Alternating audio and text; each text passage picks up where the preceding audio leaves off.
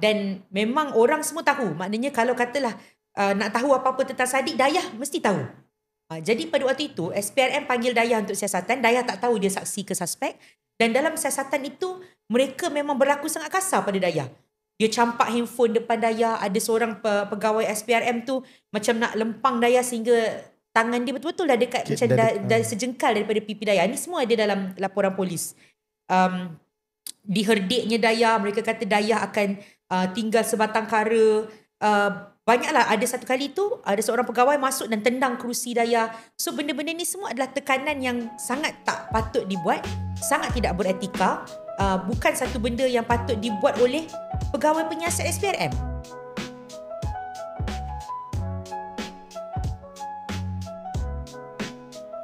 Bismillahirrahmanirrahim. Assalamualaikum warahmatullahi wabarakatuh. Saya hari ini rasa bertuah kerana kita ada sesi yang sangat special yang saya rasa mungkin susah nak berlaku sesi macam ni kalau tak jadi insiden-insiden besar dalam negara kita ni. So kita di studio Station Podcast malam ni untuk shoot satu session perkongsian daripada YB Amira Aisyah, Adun Triwangsa dan juga pemangku Presiden Parti Muda sekarang. Juga bersama kita saudara Syairi, Bendahari Agong Parti Muda ya. Dan mungkin ramai orang tak tahu Syairi dan YB Amira adalah kawan rapat YB Saddiq untuk masa yang sangat lama. Jadi kita hari ini menjemput dua-dua individu hebat ni sebab apa? Sebab kita nak dengar perkongsian-perkongsian lah.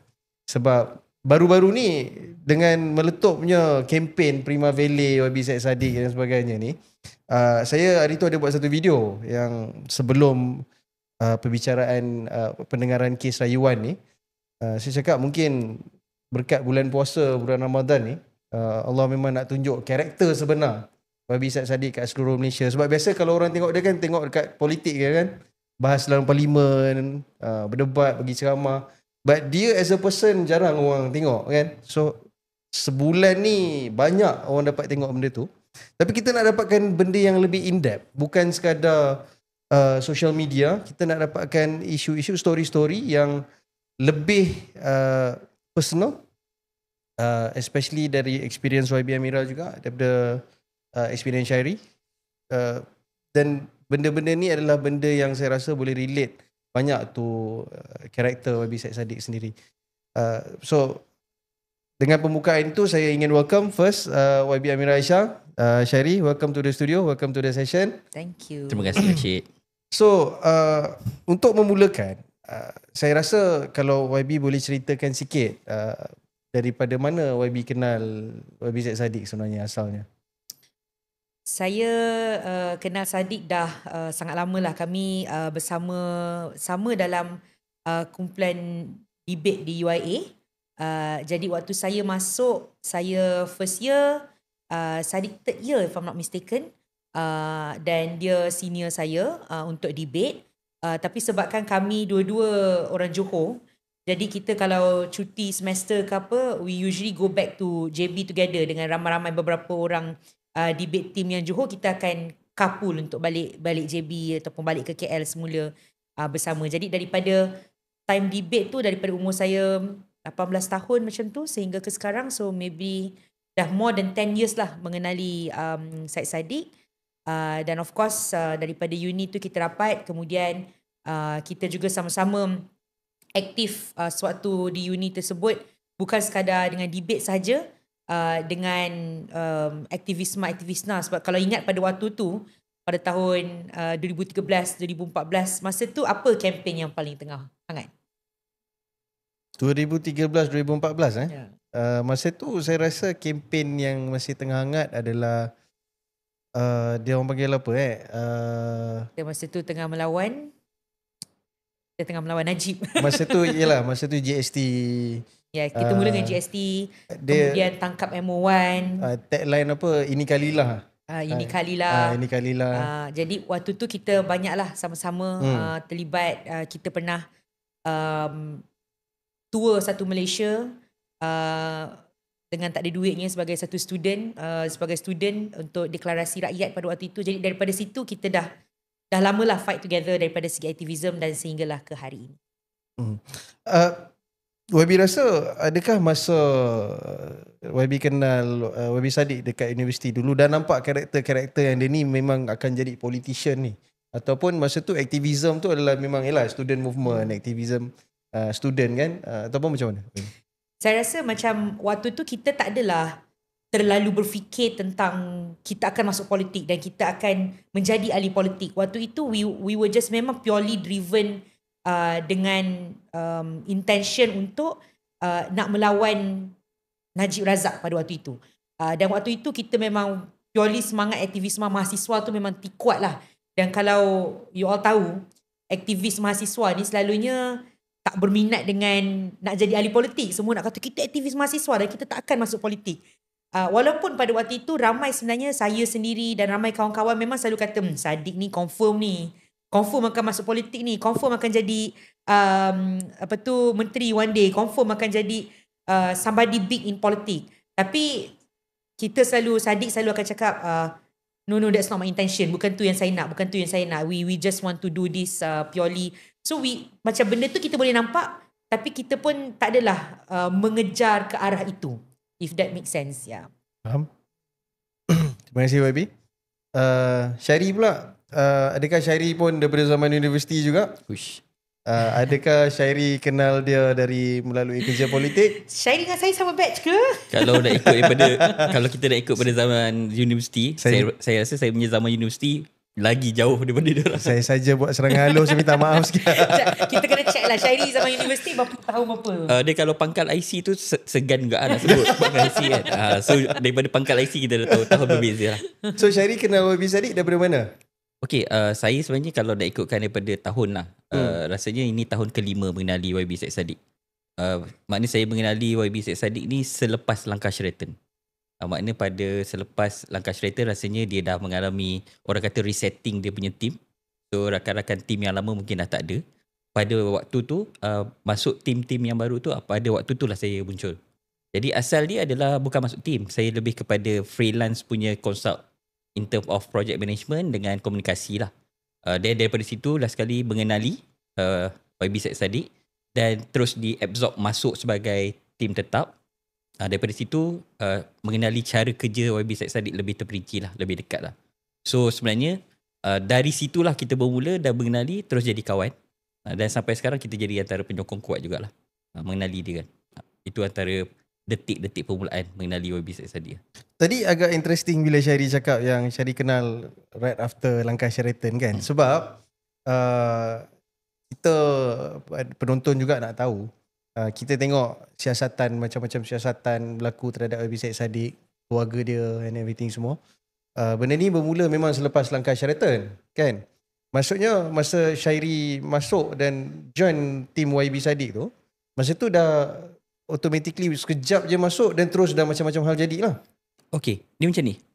Yang best dia sebenarnya, saya masuk dalam tim YB Syed Saddiq dulu sebelum masuk muda. Okay. So kalau orang kata Syahri ni Bendahari Agong, adakah dia salah seorang founder? No, saya bukan dalam list founder parti pun. So saya masuk muda ni selepas bekerja dengan YB Syed Saddiq dan selepas melihat sendiri daripada depan mata cara kerja pasukan asal muda.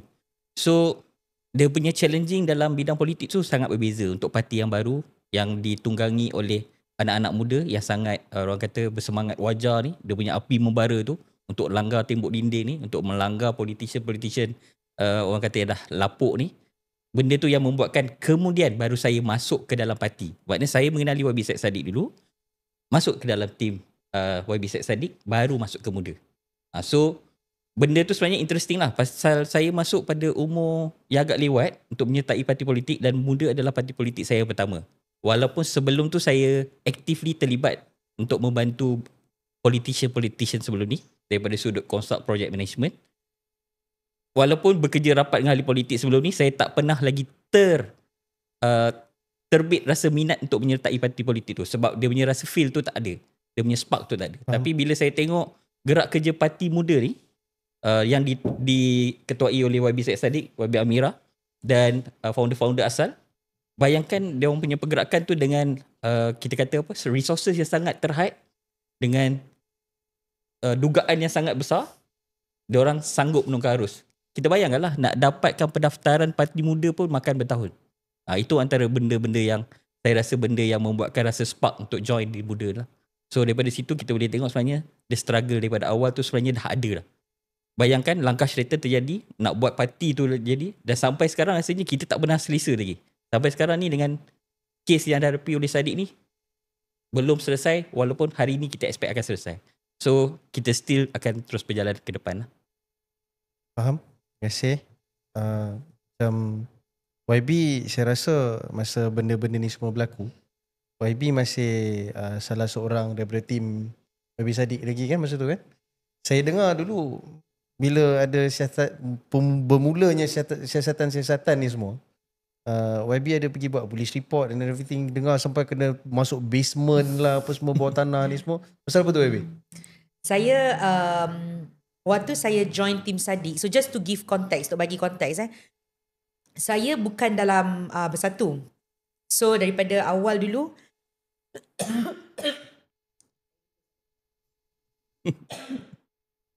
daripada awal Sadiq pernah ajak lah masuk Bersatu dan sebagainya, tapi masa tu saya tak berminat untuk join Bersatu.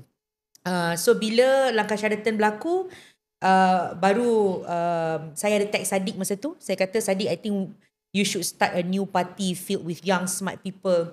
Lepas tu dia minta Amsha contact saya, kawan kami jugalah contact saya, ajak join team.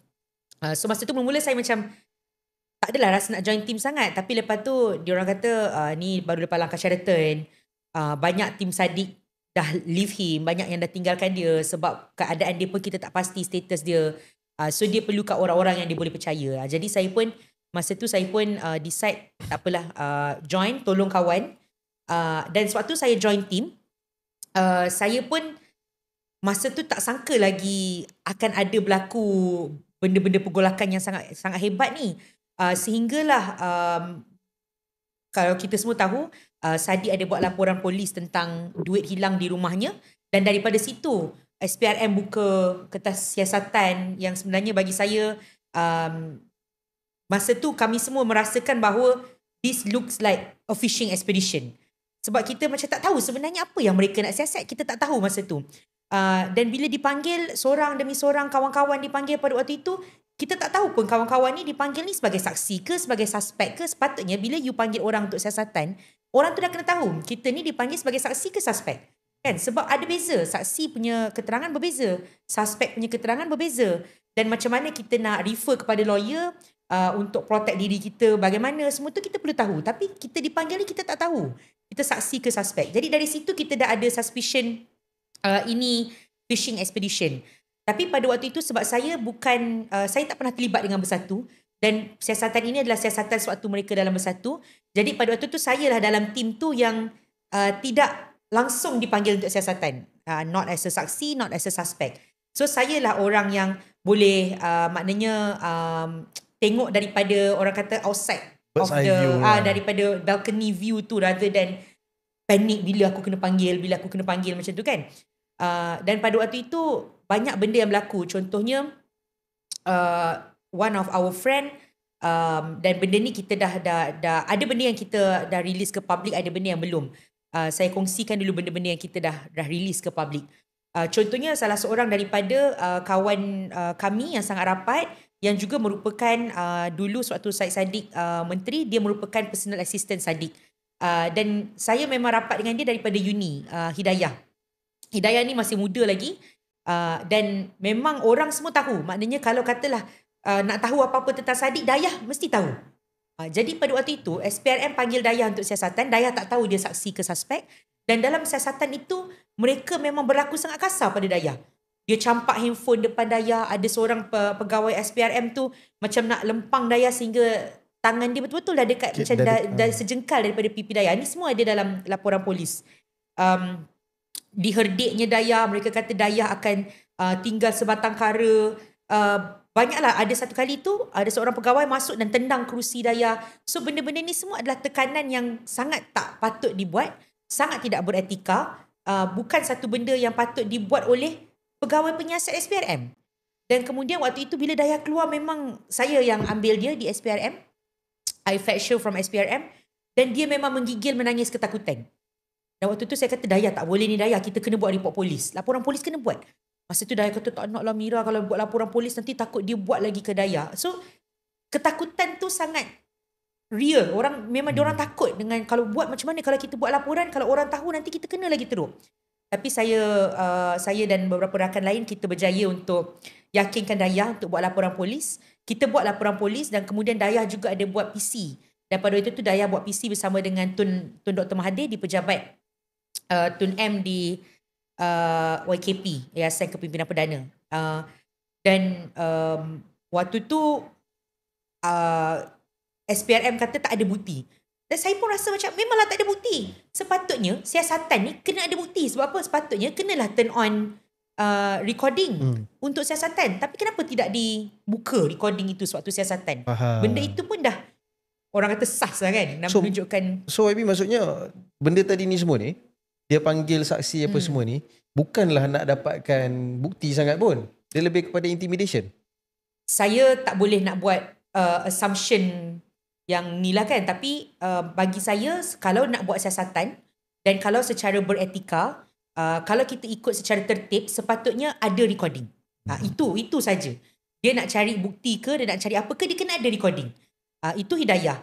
Kemudian kita tak cerita lagi apabila kawan kami juga Hanan, iaitu sekarang ni suami Hidayah, he was taken on a joyride.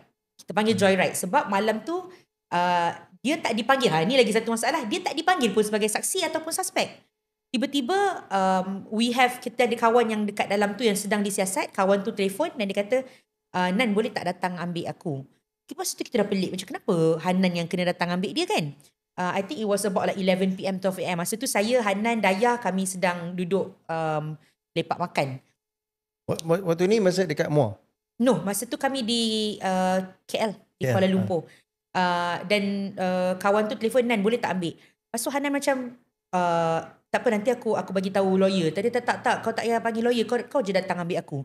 So masa tu kita dah pelik. Lepas tu saya dah cakap dengan Hanan, saya cakap dengan Hanan, Nan jangan pergi seorang kot. Panggil orang lain pergi dengan Hanan. Hanan pun call Adam, another friend. It's a character unlock. Sorry, bergurau pula. Hanan panggil lagi seorang kawan. Jadi kawan ni pun pergi dengan Hanan. Lepas tu lama tunggu, kita tak dapat apa-apa info daripada Hanan. Dan kita tak dapat info, kita pun dah jadi panik. Kita jadi risau kan. Dayah, masa tu Dayah dan Hanan, mereka memang dah ada hubungan lah. Dan nasib baik Dayah ni adalah salah seorang girlfriend yang letak tracker ke handphone boyfriendnya. Jadi waktu tu kita panik, apa jadi pada Hanan? Dan Dayah buka find my iPhone tu, dan Hanan punya iPhone bergerak dari satu tempat ke satu tempat. Jadi kita macam kenapa dia bergerak tapi kita tak boleh nak hubungi dia. So masa tu kita semua dah panik, kita pergi ke rumah Syed Saddiq. Lama Abi benda ni, dia satu tempat ni lama? Lama. So Hanan dapat panggilan tu, saya sebenarnya tak ingat exact time. Tapi it was about 2-3 hours kita tak dapat hubungi Hanan. Lepas tu kita dapat tahu rupanya, dan kita ada dapat panggilan, dapat call, Hanan call Dayah. Dan kita dapat tahu Hanan sedang berborak-borak dengan SPRM di dalam kereta sambil SPRM bawa dia berjalan dari satu tempat ke satu tempat. Dalam tu adalah dia kata jangan risau, tak ada apa-apa, berbual je. Dia kata gitulah kepada Dayah. Tapi kenapa you tiba-tiba nak borak bawa dia ni kan? Dan lepas tu bila mereka dah keluar, baru kita tahu dia sampai je ke SPRM. Maknanya yang kawan kita telefon untuk dia datang ambil tu memang SPRM dah suruh lah tu. Dia sampai je SPRM, Hanan dibawa masuk ke dalam kereta, Adam terus dibawa masuk ke dalam SPRM, duduk dekat dalam bilik siasatan tanpa Adam tahu sebenarnya kenapa. Sebab dia orang tak mencari Adam pada waktu itu, dia mencari Hanan. Tapi kebetulan dah Adam datang sama, kesian juga sebab saya yang suruh dia teman. Dan jadi begitulah. And that is not, bukan tu saja benda yang jadi, ada banyak lagi benda yang jadi. Dan antara yang Rashid sebut pasal basement tu, bilik siasatan SPRM sekarang memang berada di basement. Kalau ingat dulu ada satu kes Teo Beng Hock yang sangat famous, arwah Teo Beng Hock. Dulu kes siasatan, bilik siasatan SPRM berada di tempat tinggi, tapi disebabkan kes tersebut memang apa-apa siasatan dibuat di basement. saya banyak waktu tu saya banyak teman YB Syed Saddiq ke SPRM. Dan setiap kali bila saya teman dia, saya tak dipanggil sebagai saksi, saya tak dipanggil sebagai suspek. Jadi saya teman je lah, saya drop off dia. Kadang-kadang saya tunggu dekat lobi, kadang-kadang saya balik, lepas dah tu baru datang ambil dia. Tapi pada waktu tu saya turun nak teman dia dan mungkin nak pergi ke lobi, nak duduk sekejap lah. Sekali saya sampai je, pegawai tu kata, "Oh, Cik Amira, boleh tak Cik Amira serahkan juga handphone?" Saya kata, "Kenapa Oh, kejap je, kita ada pegawai nak berbual dengan Cik Amira." So saya terpaksa serahkan handphone saya dan saya pun diiringi masuk ke basement. Dan kat basement ni kita tak ada handphone. So kita lost sense of time tau. Dan you duduk kat basement, you tak tahu apa jadi. So perasaan anxious tu adalah. Lepas tu saya pun jadi bosan. Jadi kita pun tak tahu apa jadi, tak tahu siapa yang akan datang jumpa kita dan sebagainya. Saya ingat masa tu saya tanya dia, boleh tak at least bagilah saya apa-apa nak baca ke, sebab lama sangat menunggu. Saya rasa ni memang strategi dia lah, dia biar kita tunggu lama supaya kita panik dan sebagainya. Saya minta something nak baca. Masa tu datang, "Cik Amira, ni je benda kita ada untuk baca. Pamflet kesihatan apa tak." Saya pun baca je lah pamflet tu, dapatlah sikit maklumat. Tapi maknanya tak berapa ni, sebab saya tak ingat dah maklumat tu. Faham. So saya tunggu. Akhirnya baru pegawai pangkat tinggi lah di SPRM yang datang masuk, dan dia kata, "Oh, jangan risau, nak borak-borak je." Again, kataan borak-borak je tu digunakan lah. Dan dia, kalau dengar macam cara dia macam borak kosong, tapi saya rasakan ada sebab lah kenapa dia nak berborak tu. Dan kemudian baru saya dilepaskan untuk balik. Itulah antara benda-benda yang berlaku sewaktu siasatan. Saya rasa kalau dengar daripada cerita YB Amira tadi ni, kes YB Saddiq ni dia macam dari awal memang dah fishy gila dah. Scary. Dan bayangkan ni adalah YB Saddiq ni, dia seorang wakil rakyat. Nama dia besar, dia ni bekas menteri pada masa tu dan sebagainya. Dan benda ni semua boleh terjadi kepada dia. Kan? Dan there's nothing he can do. Dia tak boleh buat apa pun. Kalau macam ni lah extend penggunaan dan penyalahgunaan kuasa, bermain dengan trik apa semua untuk dapatkan kes ataupun menjadikan suatu kes tu ada ke tak ada ke lain cerita, jadikan ada dulu kan. Orang biasa macam mana YB macam tu? Saya sebenarnya satu benda yang memang saya nak sebut lah, SPRM ni tidak kisahlah ada orang kata kau ceritalah sebenarnya jadi masa kerajaan mana. That doesn't matter. Itu secondary. SPRM sendiri perlu melalui proses bukan penjenamaan semula, tapi proses restructuring untuk distruktur semula. Sebab maknanya ada something systematically wrong dalam SPRM itu. Sebab itu kita selalu demand, daripada muda pun kita demand SPRM ini perlu perlu dijadikan satu badan yang bebas di bawah parlimen. Itu adalah antara benda yang kita sentiasa demand. Sebab institusi ini adalah institusi yang perlu menyiasat kes-kes rasuah. Right? Kes tu sama ada kes orang biasa ke, kes berprofil tinggi ke. Jadi institusi ini tidak boleh diletakkan di dalam satu posisi di mana dia boleh dijadikan sebagai bahan politik. Tak boleh. Senjata. Dia tak boleh dijadikan sebagai senjata. Sebab kalau tak, macam mana orang nak percaya kepada institusi tersebut? Kan? So bila benda-benda macam ni terjadi, macam mana orang nak percaya kepada institusi anti rasuah dalam negara kita?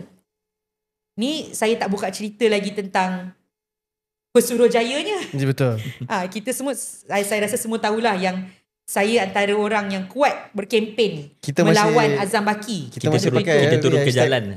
Tangkap Azam Baki tu. Daripada dulu saya turun ke jalan untuk berkempen melawan Azam Baki. Bayangkan betapa sakitnya hati ni bila orang yang sama-sama kempen tangkap Azam Baki dengan saya dulu terlibat sama dalam pelantikan semula Azam Baki sebagai Pesuruhjaya SPRM. Alasan dia yang tak tahan tu YB tu?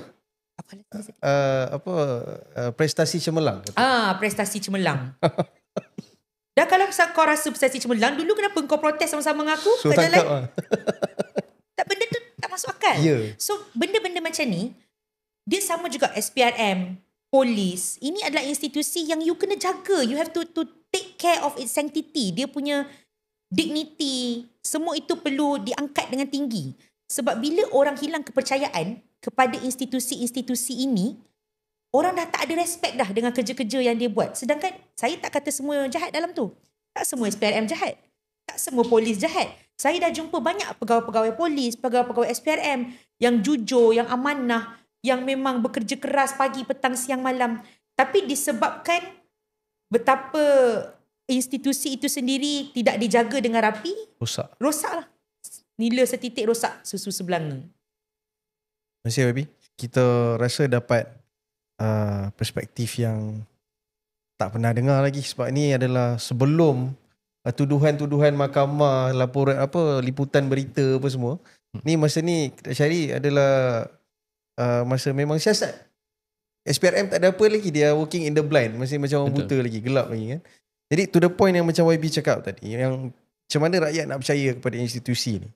Nak tanya kepada Syahri, sebagai contoh kita tengok ni video-video pendedahan sebab kes-kes rasuah dengan pemimpin-pemimpin politik dekat Sabah dan sebagainya apa semua. Kan? Tapi sampai hari ni Pesuruhjaya SPRM cakap belum boleh lagi lah, video ni bukan video original dan sebagainya apa semua.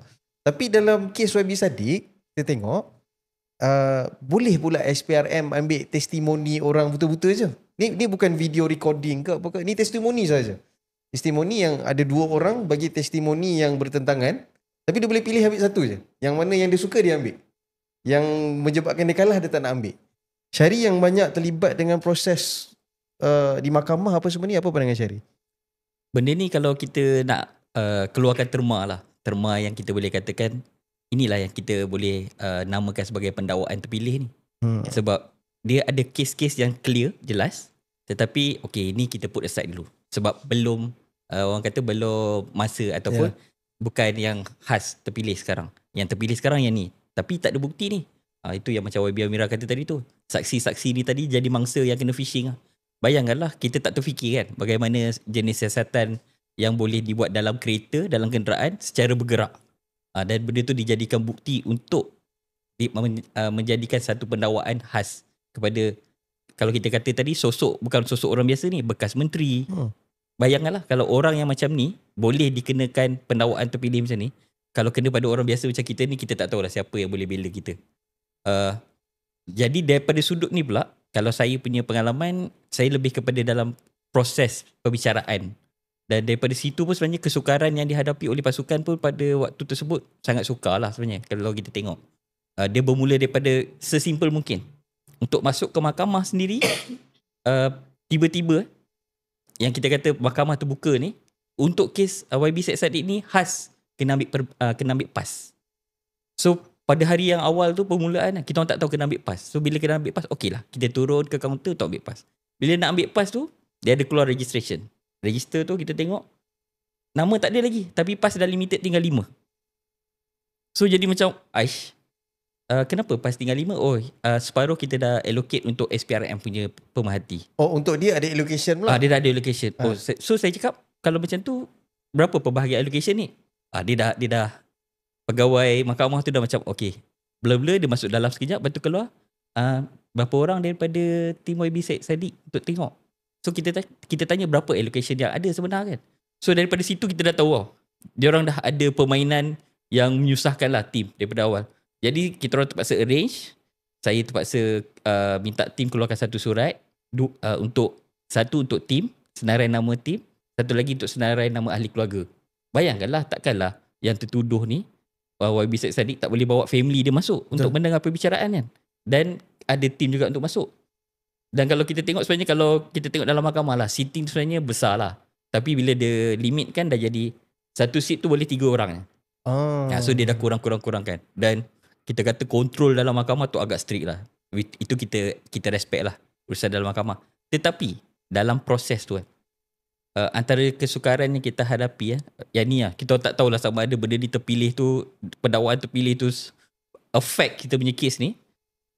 Kes YB Syed Saddiq ni sangat sukar untuk touch headline. Kalau kita dapat keluar headlines tu dia akan, headline kat news ni dia akan keluar side DPP. Apa yang DPP cakap, walaupun seinci benda yang dia sebut tu akan jadi headline. Tapi yang daripada sudut pembelaan ni, sukar untuk dapat headline yang sebenar. Faham tak? Faham. So, Jadi contoh Syahri kalau boleh bagi contoh macam apa yang jadi dalam 2 hari ni lah kan. Betul? contoh yang paling latest ni kita tengok pada Mahkamah Rayuan ni kan. Satu hari semalam apabila Datuk Yusof dan Datuk Isham bagi fakta pembelaan. Tapi news tak keluar pun apa fakta yang dihujah tu. Sedangkan itu fakta yang penting. Fakta asas yang membuktikan kes ni sebenarnya tak relevan pun. Tapi apabila pihak DPP hari ni, dia ambil quotes tu. Arahan 1 juta dikeluarkan. Pendakwa raya. Untuk bagi konteks kepada yang menonton hari ni dia keluarkan macam Syahri cakap tadi adalah arahan 1 juta dikeluarkan, niat jahat dalam memberi arahan dan sebagainya. Semalam sebenarnya pihak peguam YB Syed Saddiq ada keluarkan hujah yang mengatakan tak ada 1 sen pun daripada 1 juta tu yang sampai ke akaun YB Syed Saddiq ataupun dibelanjakan oleh YB Syed Saddiq. Tapi memang kita tak nampak headline ni. It's not disputed lah. Dia tidak dilawan. Dia tak dilawan. Memang semua dalam mahkamah terima, pendakwa raya terima, hakim semua terima hujah tu. Tapi tak ada yang report Ya. Naratif tu yang agak jahat tu. Apabila naratif ni keluar dekat headline macam tu, orang awam yang tidak mengikuti perbicaraan secara live di dalam kamar, diorang akan terus accept macam, oh YB Syed Saddiq ambil 1 juta duit Armada. Terus kita perception dia macam tu. Dan YB Syed Saddiq ambil 120,000 duit Armada masuk ke akaun ASB. Padahal konteks dia sangat berbeza. Betul. 1 juta tadi tu tak ada 1 sen pun yang masuk ke YB Syed Saddiq. Dia adalah untuk perbelanjaan PKP, persediaan raya yang tu, yang melibatkan Armada sendiri. Yang 120,000 tu pula sebenarnya memang secara asas dia bukan duit Armada. Itu adalah duit fundraising personal YB Syed Saddiq untuk kempen dia di MOA dan dimasukkan ke akaun ABBE, Armada Bersatu Enterprise. Bukan akaun Armada pun. Makna duit tu sebenarnya bukan duit Armada. Tu akaun syarikat persendirian lah kan. Akaun yang dimasukkan ke dalam platform syarikat persendirian tu untuk tujuan fundraising kempen YB Syed Saddiq sendiri. Faham. So sebenarnya itu adalah duit dia punya kempen yang dia gunakan kembali untuk reimburse perbelanjaan asal dia yang menggunakan duit sendiri dia dan dipulangkan kembali. So apabila menjadi hak dia, itu yang kita punya peguam bela gunakan tu. Duit itu adalah duit YB Syed Saddiq daripada kempen fundraising dia menggunakan platform ABBE ni dan dikembalikan kepada YB Syed Saddiq. Terpulang kepada dia lah duit tu dia nak buat apa. Betul tak? Betul. Dan tetapi di luar sana dimomokkan dengan YB Syed Saddiq ambil 1 juta. YB Syed Saddiq ambil 120,000. Ini pun tak di cover oleh media semalam kan, sedangkan ini adalah poin yang sangat besar. Betul. Itu kesukaran yang kita hadapi pada waktu perbicaraan di Mahkamah Tinggi. Kita terpaksa main naratif dekat Twitter untuk live update. Sebab kita tahu news takkan cover dah. So kita terpaksa main live update sendiri. Dan ini contoh So kita mulakan dengan live update, semua masing-masing pegang handphone lah. Dapat je live, kita update dekat Twitter. Dapat je live, update kat Twitter. Sampai satu tahap, DPP mention dekat dalam perbicaraan, dia sebut nama salah seorang pegawai kita masa tu, Farhan. Saya nak jumpa Farhan ni. Kenapa dia pula cas-cas macam dia peguam yang lebih pandai up dekat Twitter pasal kes. Saya nak jumpa Mamat ni. Kenapa ada that intimidation dalam perbicaraan? Padahal itu adalah perbicaraan terbuka dan kita berhak untuk bagi pandangan kita berdasarkan apa yang dibicarakan. Betul. Itu pandangan saya lah. Dan bayangkan kesukaran tu sampai tahap last kali handphone dihalang daripada masuk. Dah kita orang cakap, so kita orang nak buat kerja macam mana? Terpaksa bernegosiasi balik dengan mahkamah, dibenarkan bawa laptop. So terpaksa lah masing-masing duduk bawa laptop pula kat duduk mahkamah tu untuk update status dan buat catatan. Syahri setuju tak kalau saya cakap yang DPP ni dia suka buat berani, sebenarnya dia taklah berani mana pun. Kalau kita tengok dengan apa yang berlaku hari ni dan apa yang berlaku sebelum ni Untuk bagi konteks tadi YB Amira dia cakap saya betul-betul sakit tekak hari ni. So itu sebenarnya adalah sebab apa yang berlaku hari ni di Mahkamah Rayuan, yang mana DPP minta excuse daripada 3 panel hakim untuk postpone kes. Jadi bila kita dengan nak minta postponement, kita risau apa hal ni kan, ingat ada perkara besar. Rupanya sebab dia kata dia sakit tekak. Dia sakit tekak, dia dah tak boleh nak hujah lagi dah. So that's why lah kita cakap pasal sakit tekak dan sebagainya. Just untuk bagi tahu pada viewers juga, kita hari ni tadi kita dah bagi tahu kita dekat stesen podcast YB. Apa Syahri dengan YB Amira tengok stesen podcast ni keadaan dia macam mana, okey? sangat cantik, sangat selesa. Banyak bilik saya nampak tadi saya masuk ada banyak bilik. Ada station banyak podcast ni. ada banyak studio dalam ni sebenarnya. Saya rasa So- kelengkapan yang ada ni, kalau boleh lah, saya nak ada kat rumah juga. So boleh podcast hari-hari. Mic pun saya tengok kemas je mic ni. Betul. So saya rasa equipment diorang quality top notch. Yang best pasal station podcast ni YB, Sherry, datang sini tak payah pening kepala, tinggal fikir nak buat konten apa. Equipment mereka yang shoot, mereka boleh tolong editkan juga. Dan disebabkan apa yang terjadi hari ini, mereka buat satu promosi dengan promo code Strapsels. Dengan saya check lagi sekali promo code Strapsels berapa? 15%. 15% YB. Wow. 15%. Jadi siapa-siapa yang nak buat konten, nak buat recording, nak buat podcast, bolehlah contact Station Podcast. Promo code Strapsels 15%. Okay, so apa yang kita balik kepada story tadi tu, dia gunakan alasan sakit tekak. And then semalamnya dia dah kata yang dia nak bagi dengan dia punya pembantu untuk hujah bersama. Jadi bila hakim tadi cakap, okay tak apalah kasih kat pembantu you. Dia kata pembantu saya baru operation tekak lah, operation daring dia kata. So jadi dua-dua tak boleh. Dan sampai tahap dia kata belas kasihan lah, apa kasihlah ihsan, kita nak buat apa, nak lanjutkan dan sebagainya. Syari pasti dah tengok benda ni banyak kali. Ini bukan pertama kali kan? So kalau Syari boleh kongsikan. Dia yang unik selalu bila kita ikuti kes yang high profile macam ni yang melibatkan ahli-ahli politik atau orang-orang ternama ni, selalunya tertuduh tu yang akan ambil alasan rawatan, tak sihat, tiba-tiba ada sakit yang tak dapat dikenal pasti, so akan ada penangguhan. Berbeza dengan YB Said Saddiq punya kes. YB Said Saddiq ni dia bawa perangai komitmen dia tu, dia punya committed ke parlimen yang 100%. YB Said Saddiq ni antara ahli parlimen yang kehadiran dia 100%. Dia sakit ke tak sakit ke dia akan pergi. Dia bawa perangai tu ke mahkamah juga untuk perbicaraan dia. Sebab itu dia selalu mention bahawa dia tak pernah delay dia punya perbicaraan. Dia bagi komitmen dia. Tetapi benda ni unik. Benda tu berbalik kepada the other part. Selalunya kita tengok yang tertuduh ni akan minta Lari-lari kan? Yang kali ni yang pihak yang menuduh, pendakwa lah kan. So macam kami dalam team yang pernah follow daripada perbicaraan hari pertama, so kita dah boleh expect dah sebenarnya game-game yang akan dia main tu. Cuba kita agak kagum lah pada bulan puasa ni dia main game yang hampir sama. Kalau pada waktu perbicaraan yang biasa, sometimes sampai 4 ke 5 kali toilet break. Tengah bercakap tiba-tiba, saya nak mohon diri dulu sebab nak ke toilet. Dan setiap kali ambil break tu dia akan drag 15 to 20 minutes. Lepas tu benda ni kita tengok acap kali berlaku apabila crossover ataupun perbicaraan tu dilihat tidak menyebelahi, ataupun masa tu saksi yang daripada pihak pendakwa tengah di crossover di soal balas oleh peguam bela dan tersangkut. Benda ni terjadi 2-3 kali dan kita lihat sebelum ni. Alasan sakit perut, alasan tak sihat. Dan benda ni jadi lagi kelakar apabila kali ni digunakan alasan sakit tekak. Tu yang tadi keluar promo code Strapsels tu kan. So kita rasa macam kenapa kena ada taktik yang kotor ni? Bagi saya sangat lame lah. Taktik yang sangat lame lah. Yang menangguhkan benda yang sepatutnya dipercepatkan. Which is pada kes rayuan sepatutnya 2 hari ni kita dah expect lah. Sepatutnya hari ni kita expect akan dapat keputusan. Tetapi benda tu terpaksa ditangguhkan selepas raya. Dan yang macam Rashid mention tadi lah, agak kelakar apabila dia ada 2 counsel kita panggil DPP dan pembantu dia. Dua-dua pula sakit tekak serentak. Sampai keluar terma sakit tekak berjemaah. Betul.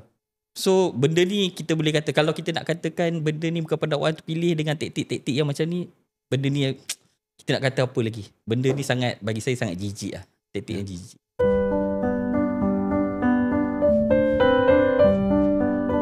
Okay YB, YB punya background adalah background perundangan kan. Jadi based on apa yang Syairi cerita tadi ni semua, nampak macam pendakwa raya cuba sedaya upaya gunakan apa-apa resource, tools, tricks yang dia ada untuk dapat conviction of guilty tu. dapatkan guilty charge kepada YB Syed Saddiq. Maksudnya adakah dalam perspektif YB yang pendakwa raya ni dia tak peduli pun sebenarnya YB Syed Saddiq ni dia bersalah ke, dia buat ke, dia tak buat ke, dia tak kisah. Cuma bila dia dah charge, dia nak pastikan dia menang juga. Sejujurnya saya sebagai legal practitioner, the honest answer is kerja dia sebagai pendakwa raya adalah untuk memastikan once dia dah keluarkan charge tu, kerja dia adalah untuk pastikan dia dapat mendakwa lah.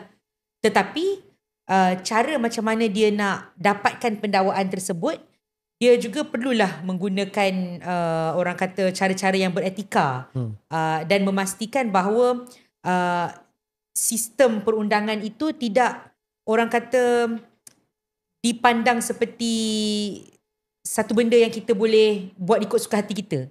Sistem perundangan itu ada, etika-etikanya ada. Sewaktu kita daripada zaman di law school kita dah belajar law ethics tu, benda tu ada. Dan benda-benda itu mana-mana sahaja practitioner undang-undang yang betul-betul percaya bahawa undang-undang itu adalah satu benda yang patut dijulang tinggi, sebagai satu benda yang patut dihormati dalam negara, mereka sepatutnya mengikut segala etika-etika yang telah pun kita belajar daripada dulu. Dan bagi saya, there are two sides of things lah. Pertama adalah suatu siasatan. Kedua adalah dalam proses pendakwaan. Right? Daripada awal lagi, suatu siasatan itu, betul ke tidak ada kes, itu adalah satu benda yang mereka perlu putuskan. Kemudian bila mereka rasa ada kes, mereka buat pendakwaan. Right? Dan daripada A sampai ke Z itu, daripada waktu siasatan ke, suatu dalam pendakwaan ke, yang tertuduh ataupun awal-awal adalah suspek, orang kena siasat, OKS. Ya? Kalau ada nampak OKS, itu adalah orang kena siasat. Dan kemudian apabila dia telah didakwa, dia OKT, orang kena tuduh. OKS dan OKT, mereka ada hak untuk mempertahankan diri mereka, dan mereka juga ada hak untuk mendapatkan satu proses undang-undang yang telus. Dan itu yang paling penting. Proses undang-undang yang telus daripada A sampai Z. Dan itu adalah satu benda yang kita sentiasa nampak seperti sama-sama dalam proses ini. Bukannya sama-sama daripada sudut kehakiman. I think kita daripada sudut kehakiman, kita ingin percaya bahawa institusi kehakiman kita is above all that. Tetapi daripada sudut siasatan dan juga sudut pendakwaan, yang itu kita biarkan rakyat Malaysia lah menilai. Faham? So to that point kan Syahri kan, bila YB cakap kena ada a clear picture, ada hak-hak yang jelas bila disiasat dan didakwa ni.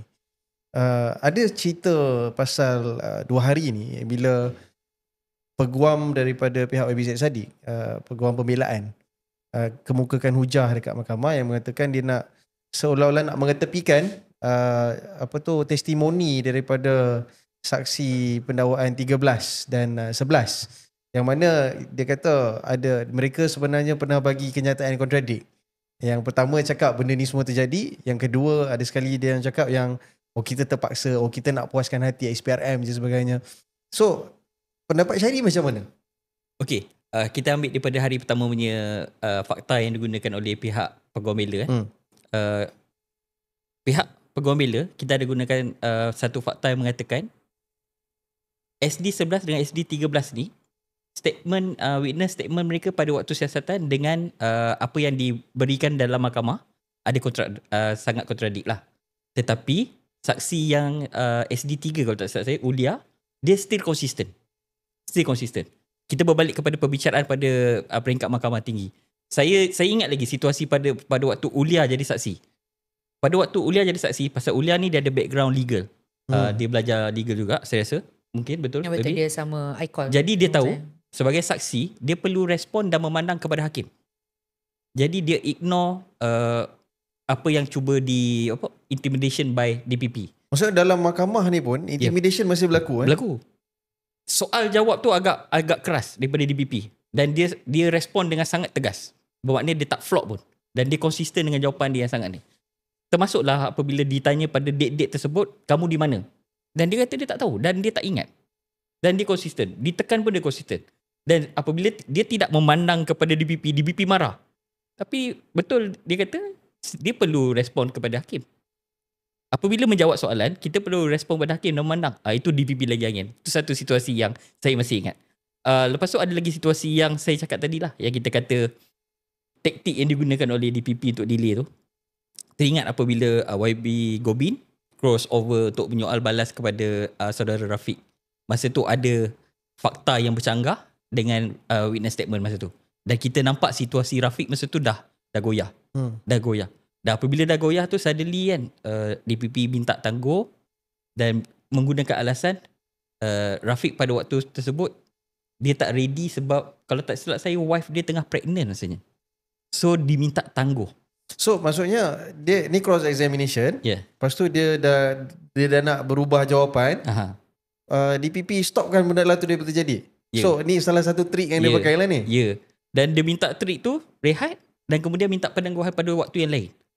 Apabila persidangan disambung balik, proceeding bersambung balik pada waktu yang ditetapkan tu, tarikh yang baru, kali ni Rafiq dah macam dah get ready balik. Tadi dia dah goyah tau, yang first time dia dah goyah, tapi kali kedua ni dia datang dengan jawapan yang steady balik. Adakah di prep atau ni, itu kita tak tahu. Kita pulang. Satu lagi situasi, apabila Hanan menjadi saksi. Pada waktu tu Hanan disoal balas oleh YB Gobin, sehingga akhirnya Hanan terpaksa menjawab soalan adakah dia ditekan oleh SPRM untuk berikan kenyataan tu. Dan Hanan pada waktu tersebut dah memang nampak dia crack tau. Nampak dia crack dan dia almost nangis masa tu. Dan dia minta masa untuk pergi ke toilet. Dia tak nak jawab dulu soalan tu. Dia minta masa untuk pergi ke toilet dan hakim minta dia jawab soalan tu sebelum dibenarkan ke toilet. Adakah kamu ditekan oleh SPRM? Dan jawapan dia ya. Jawapan dia ya? Jawapan dia ya. Dan hakim benarkan tangguh sebentar. Minta pegawai polis temankan Hanan ke toilet. Sebab kita takut ada pegawai SPRM pula follow dia ke sana. Oh, faham. Jadi itu antara benda yang kita kata tadi. Intimidasi ni bukan setakat pada waktu siasatan. Pada waktu proceeding pun kita boleh nampak game ni sangat bagi saya ulang kembali sekali lagi sangat jijik. Faham. So kalau tolong betulkan saya kalau saya salah. Jadi bila benda ni semua dah jadi waktu Mahkamah Tinggi dulu kan, pendapat YB, pendapat Syairi, kenapa masa kita tengok written judgement daripada Mahkamah Tinggi tu hampir tak ada sebut langsung benda-benda ni semua ni? Kan dia langsung kita tak ada nampak perkara ni semua. Pendapat YB macam mana? Sebab saya ingat salah satu logik ataupun salah satu alasan yang diberikan kepada Mahkamah Rayuan kali ni adalah kata ada kekhilafan di peringkat Mahkamah Tinggi dulu. Baby? Saya rasa sebagai also as someone who practice law, saya tak boleh nak buat assumption lah tentang proses di sebalik keputusan hakim. Tetapi apa yang kita boleh tahu adalah kita nampak gaps dalam keputusan-keputusan tersebut. Contohnya macam yang Rashid sebut tadi, dan benda ini pun telah dibentangkan oleh Datuk Yusof dan Datuk Hisham dalam mahkamah. Sebagai contohnya, credibility saksi itu tidak disebut tidak dilihat. Sebab bila kita bercerita tentang proses mahkamah, evidence ataupun keterangan adalah benda yang sangat utama. Dan untuk keterangan itu menjadi keterangan yang sahih ataupun diboleh pakai, kita perlu buktikan credibility keterangan tersebut. Tetapi dalam keputusan mahkamah tidak disebut tentang credibility SP11, tidak disebut tentang credibility SP13 dan tidak disilang rujuk dengan SD3 dan SD4 ataupun saksi defendant Ulia dan Hidayah. Saya tidak pasti apa proses yang dibuat oleh Hakim Mahkamah Tinggi, tetapi kita nampak gaps tersebut dan Datuk Hisham dan juga Datuk Yusof, iaitu peguam-peguam Syed Saddiq, telah pun membentangkan perkara-perkara tersebut di dalam Mahkamah Rayuan baru-baru ni lah. Yang paling utama sekali bagi saya adalah sekiranya credibility dia itu tidak dibuktikan, dan semalam suatu kes Datuk Hisham dan Datuk Yusof telah pun mencabar kredibiliti tersebut, sepatutnya pendakwa raya ada tugasan untuk menegakkan kembali kredibiliti itu. Dan setakat daripada tadi, saya bukan hakim dan saya juga ni saya memberi saya punya pandangan sebagai orang yang duduk dalam kamar sebentar tadi. Saya tidak nampak bagaimana credibility itu telah ditegakkan semula. Faham. Jadi macam pendapat Syari, macam tadi apa yang YB cakap tadi, apa dia kita tak nampak yang credibility tu ditegakkan lagi. Tapi ada satu instance tadi masa ni, dia tadi hampir terkhilaf dan bukan hampir terlepas cakap lah, mengibaratkan yang macam saksi 13 ni memang orang yang melakukan CBT. Kan sekarang ni adalah YB Syed Saddiq dicas dengan subahat. Maksudnya bukan dia yang buat, Syed Saddiq tak buat pecah amanah ni. Ada orang lain yang buat, so dia bersubahat katanya. Tapi orang lain ni sampai sekarang kita tak wujud. So apa yang dia tadi bercakap dalam hujah dia kepada hakim, bukan soal ke apa ke, dia macam sedikit kita slip out benda tu kan. So bila ditanya daripada hakim tu, baru dia macam nak betulkan balik. Apa yang jadi sebenarnya kat situ? Apa yang saya dengar dalam mahkamah adalah apa yang disebut oleh Datuk Yusof. Okey, bila kita nak ni kita termasuk sedikit teknikal lah. Apa yang dibentangkan oleh pendakwa raya sebentar tadi, dia nak katakan bahawa abatement ataupun bersubahat itu tidak perlu disamakan dengan action. Maknanya kalaulah saya cakap dengan Rashid pergi curi barang Syairi, kalau Rashid tak buat pun saya dah bersubahat. Jadi itu yang Datuk Wan cuba nak cakap. Jadi dia kata kalau Saddiq bagi arahan, Rafiq buat ke tak buat tu secondary. Saddiq dah bagi arahan. Cuma apa yang Datuk Wan tidak perjelaskan adalah daripada sewaktu Datuk Yusof punya pembentangan kes, iaitu hakim lawyer kita, Datuk Yusof dah sebut. Dia kata charge itu adalah abatement to commit CBT. Betul. Tetapi kalau betul pun, dia kata pertama Datuk Yusof challenge sama ada ke tak Saddiq memberi arahan tu, dan Datuk Yusof kata arahan itu tidak dikeluarkan. Tetapi kalaupun arahan itu dikeluarkan, arahan itu adalah untuk mengeluarkan duit. Betul. Dan mengeluarkan bukan CBT. Betul. Dan Datuk Yusof dah bagi apa constitute CBT. Dan dalam apa yang constitute CBT itu tak ada pun kadar mengeluarkan. Jadi itu sedikit teknikal. Saya tak tahu sama ada, saya harap saya dapat perjelaskan dengan cara yang mudah faham, tetapi bermakna kita challenge bahawa tidak ada abatement tu langsung. Sebab in the first place tidak ada pun CBT itu. Itulah. So bila tadi benda ni jadi dalam mahkamah, saya rasa sebab YB, Syari semua kat dalam courtroom kan, orang yang duduk dekat galeri ni, ada gelak besar lah kat dalam tu kan. Ada gelak besar macam dia pening sendiri kan. So bila benda tu jadi, saya rasa dalam mahkamah, sebab kita nampak sitting dalam mahkamah apa yang jadi, everybody was very tense tau. Semua orang tense. Kat sini kita ketawa macam tergelak kan, tapi kat dalam tu semua keras. Sebab saya rasa orang semua faham yang betapa beratnya, bukan betapa berat lah, betapa pendakwaan ni bergantung kepada testimoni-testimoni tadi ni. Hampir sepenuh kes diorang terletak pada testimoni-testimoni ni tadi untuk mengatakan YB Syed Saddiq salah. So pendapat Syari macam mana? Itu yang saya kata tadi, antara kesukaran yang contoh macam Rashid kata tadi, kami yang di dalam kamar mengikuti perkembangan proceeding tu secara live, kami boleh faham details apa yang berlaku sebenar dan apa yang kita kata boleh disangkal. Tetapi orang di luar yang naratif tadi dikontrol tu dengan headlines semua tadi tu, benda tu tak dipaparkan. Jadi orang terlepas bahawa sebenarnya credibility SP 11 dengan 13 ni boleh dicabar. Disebabkan diorang tak konsisten tu, which is macam pendakwa raya memang terpaksa bergantung kepada dua orang ni. Yang tu yang dicabar tu. Contoh macam kita kata tadilah, apabila pihak pendakwa raya mengatakan SP ni tak perlu pun di-charge. Tetapi bila nak sabitkan Saddiq ni tadi ke dalam kes tu, dia menggunakan testimoni yang tersebut tu. Dan benda tu sebenarnya tak layers pun, tak direct pun mengatakan Saddiq. Bayangkan dia gunakan tadi alasan, dia kata, takkan kita nak kata diorang ni tak kredibel sebab Saddiq ada hubungan yang baik dengan mereka. Takkan diorang ni berbohong. Macam mana kita sama kita yang baik pun kita boleh bohong. Betul tak? Orang kata kadang-kadang bohong sunat, bohong nak selamatkan diri lagilah satu hal. kenapa dia boleh gunakan terma diorang ni berkawan rapat, takkan nak berbohong. Cuma kan saya nak cakap pasal Sadiq ni lah. So saya kenal dia dari dulu kan. Dia ni antara sifat dia, sifat dia yang memang daripada dulu dia ada sifat ni. Kadang-kadang sifat tu orang kata kekuatan dia. Tapi kadang-kadang kita sebagai kawan ni rasa ya Allah geramnya dengan sifat dia ni. Dia sangat pemaaf.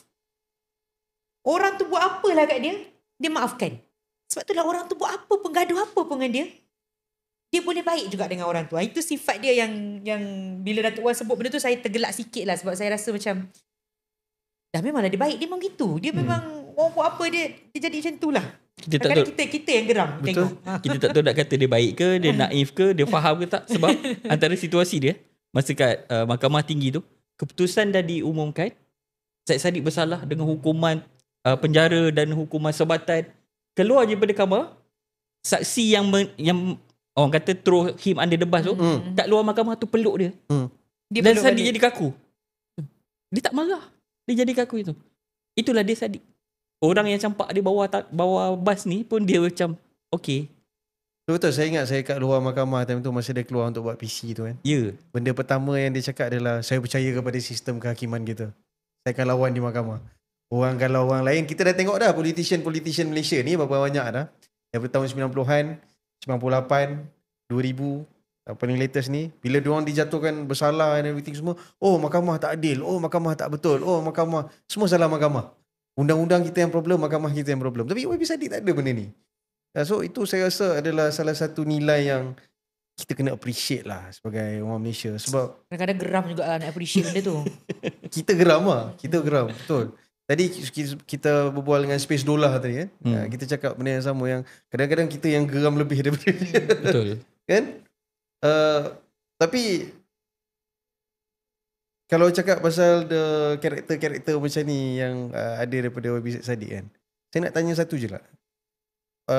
YB dulu, Syairi dulu lama-lama kenal dia daripada zaman sekolah dulu. Dia memang kuat bibil ke macam mana? Oh, tu saya pun paksa akui lah. Kadang-kadang dalam kereta tu penat lah dengar dia cakap. So saya banyak tidur je lah. Kadang-kadang YB Saddiq ni, kita dah brief dia, Saddiq kejap lagi kau cakap macam ni tau, point-point ni tau. Tapi macam biasalah, bila dia dah pandai bercakap ni, dia pandai cakap tu lebih daripada yang kita bagi tadi tu. Oh, faham. Cuma sebenarnya bila fikir balik, saya pun jenis Lebih kurang sama. Jadi kami ni bila borak, kalau kawan-kawan tahulah kalau saya borak dengan Saddiq, kita ni memang banyak gaduh je lah. Tapi itu dinamiknya. Tapi itulah dalam kita punya ketawa, kita cuba untuk terangkan kat orang ramai. Sebenarnya saya harap semua yang menonton boleh share fakta-fakta yang saya rasa memang kita tak boleh dapat kat tempat lain. Dan saya rasa all this while saya banyak kali minta dengan YB, minta dengan Syairi, minta dengan pimpinan parti untuk jomlah kita bawa keluar fakta-fakta ni, kita bawa keluar story-story ni. Cuma all this while dia orang kata tak boleh, kita jangan ganggu proses mahkamah. Walaupun pendakwa rayanya boleh mengganggu proses mahkamah hanya dengan sekadar sakit tekak, kan, kita tetap cuba menghormati lah YB syariat. Betul? Sebelum kita akhiri, kalau YB ada apa-apa pesanan terakhir yang YB nak sampaikan kepada penonton kita, terutama berkenaan dengan masa depan sistem kehakiman negara kita ni dan kes YB Saddiq. Untuk masa depan sistem kehakiman, saya sekali lagi nak cakap benda ni memang muda kita dah perjuangkan benda ni. Kita bukan parti pertama yang perjuangkan, dan saya harap kita adalah antara parti terakhir yang perjuangkan. Bermakna kita harap benda ni jadi. Ya. Pejabat pendakwa raya dan pejabat peguam negara perlu dipisahkan. Sebab sekiranya tidak dipisahkan, maka pejabat pendakwa raya itu akan sentiasa terbuka untuk disalahgunakan sebagai senjata politik. Itu pertama. Kedua, macam saya sebut tadi, SPRM perlu menjadi satu badan yang bebas di bawah parlimen. Dan ketiga, untuk kes Syed Saddiq, saya harap yang menonton ini dapat sebarkan terutama sekali tentang fakta yang telah dikongsikan sedikit sebentar tadi. Sebab sangat mudah untuk orang salah faham dan sangat mudah untuk orang twist benda yang betul-betul berlaku. Dan sudah tentu di bulan Ramadan, bulan yang mulia ini, saya mohon semua untuk sama-sama doakan agar jalan mencari keadilan itu disegerakan dan kita dapat keadilan itulah akhirnya. InsyaAllah. Syairi? Bagi saya, kes YB Said Saddiq ini kita kena jadikan sebagai satu peluang yang besar untuk menjadikan benchmark untuk mengembalikan kepercayaan orang ramai terhadap institusi kehakiman kita dan undang-undang kita lah. So kita, sebab kita dah tahu dah macam pendakwaan terpilih yang kita katakan tadi tu, benda ni memang wujud, terjadi. Jadi kepercayaan orang terhadap politik dah luntur dah. Kalau kita tahu kan, orang pun dah tak nak mengundi lah apa semua kan. Kepercayaan orang lagi terhadap undang-undang dan institusi kehakiman negara ni wajib dipelihara. Benda ni kita kena pulihkan. Bermakna dengan kes YB Said Saddiq ni, benda ni akan memberi impak yang besar. Jika perkara-perkara yang seperti tadi tu mempengaruhi keputusan ataupun mempengaruhi ending of the story nanti, saya yakin lebih ramai orang persoalkan daripada mempercayai. Jadi benda ni kita kena make sure dijalankan dengan setulusnya. Kita kena sedarlah, sekuat-kuat mana pun kita, Allah itu maha kuasa. Dan saya ingin ambil kesempatan ni untuk menekankan sekali lagi fakta tadi yang kita jelaskan. 1 juta tadi tak ada 1 sen pun yang digunakan oleh YB Said Saddiq. 1 sen pun tak ada. 120,000 tadi bukan duit armada. Armada belum wujud lagi waktu Armada belum wujud. Mungkin wujud tetapi dia dalam blacklist. Dia blacklist. Sebab YB Said Saddiq terpaksa bertanding pakai logo PKR masa tu. Betul. Jadi itu bukan duit armada pun. Jadi sebenarnya tak ada penyalahgunaan pun. Itu fakta yang cuba orang dia orang cuba main naratif yang kata Saddiq main duit dia. Dan kita minta kerjasama semua. Satu, kita sama-sama doa supaya kebenaran terungkai juga. Dan kedua, bersamalah dengan kami di Muda untuk kita menjadi benteng ataupun parti terakhir yang sanggup melawan arus demi kebenaran. Nanti kita bagi link untuk sertai parti Muda. Boleh. Nanti minta editor nanti masukkan link sikit nanti. Betul. Kita share. Terima kasih banyak Syari. Terima kasih banyak YB. Terima kasih Rashid. Terima kasih, Rashid. Terima kasih semua. Untuk penonton, saya harap podcast. dengan apa yang kita dapat perkongsian hari ini, kita tak lagilah tertipu dengan trik-trik daripada pendakwa-pendakwa raya ataupun pengamal-pengamal undang-undang yang tak jujur dengan kerja ataupun cuba menggunakan cara-cara yang tak beretika. Kan? Tak adalah istilah sakit tekak lagi, cerit-berit, tiba-tiba recess, tiba-tiba toilet panjang-panjang ni, kita dah tak tertipu lagi lah. Dan sebelum saya tutup, saya nak cakap lagi sekali, jangan lupa promosi dari stesen podcast YB, Syairi. Strapsils, promo code Strapsils, sempena dengan insiden sakit tekak tadi, 15% potongan harga. 15% potongan harga, boleh datang, boleh call diorang, boleh contact, tanyakan diorang layout macam mana, studio bilik macam mana. Diorang ada banyak studio, lain-lain layout, lain-lain cara susunan. So boleh cari kesesuaian masing-masing. Dan terakhir, terima kasih stesen podcast. Ada lagi satu. Jangan lupa subscribe Parti Muda Dr. Man. Baik, jangan lupa subscribe, follow di platform-platform kita, platform Parti Muda yang rasmi, di semua social media dan juga YouTube. Kita akan cuba bawakan lebih banyak episod, lebih banyak topik-topik di masa depan. Terakhir sekali, terima kasih stesen podcast kerana menaja kami hari ini. Selamat malam. Assalamualaikum. Terima kasih YB. Terima kasih Syari. Terima kasih Rashid. Terima kasih Baby.